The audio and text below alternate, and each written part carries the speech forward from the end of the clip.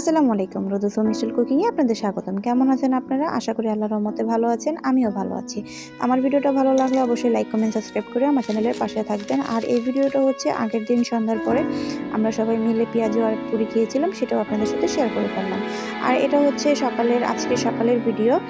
এটা সকাল 10টার দিকে আকাশটার অবস্থা এরকম, একদমই সূর্য ওঠেনি। তো দেখুন একদম শিশির পরে মাটি ভিজে গেছে, আমি নিচে নেমে গিয়েছি।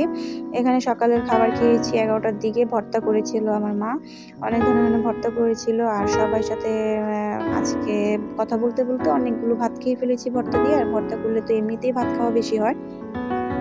তো আমার ভিডিওটা বিন্দু পরিমাণে আপনাদের কাছে ভালো লেগে থাকলে অবশ্যই একটা লাইক করে যাবেন, আর নতুন যারা আছেন অবশ্যই চ্যানেলটাকে সাবস্ক্রাইব করে যাবেন। তো এখানে আমার মেয়ে বলছিল সে ভাত খাবে না, ভর্তা দিয়ে ভাত খাবে না। তো তার জন্য একটা ডিম পোচ করে নিয়েছি, তাকে খাইয়ে দিয়েছি।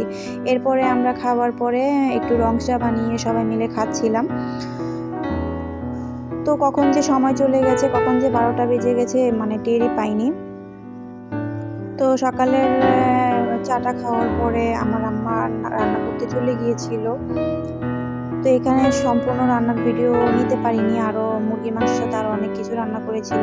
তো এখানে আবার বিকেলবেলা পুলি পিঠা বানিয়েছিলাম আমরা, সেটারও ক্লিপ আমি নিতে পারিনি, কারণ কাজ করার সময় না আমার ভিডিও করতে মনে থাকে না।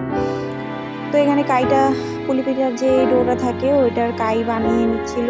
এখানে ডিম দিয়ে দিচ্ছিল কাইটার জন্য। আমার কথায় কোথাও জড়তা বা ভুল থাকলে অবশ্যই এটাকে ভালো করে মধ্যে আমরা একটা কাই ডো বানিয়ে নিব।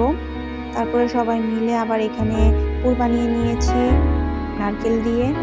তো পিঠাও বানিয়ে নিচ্ছি। তো সেটার ক্লিপ আর নেওয়া হয়নি, পরবর্তীতে সন্ধ্যার সময় ফুচকা এনে খেয়েছি।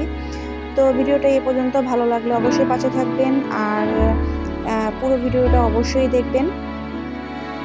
তো কেমন লাগলো আমার ভিডিওটা? ভালো লাগলে অবশ্যই কমেন্টস করে জানাবেন। যেহেতু বাবার বাড়ি আছি, একটু ব্যস্ত। সবাই ভালো থাকবেন। আল্লাহ হাফেজ। Thanks for watching.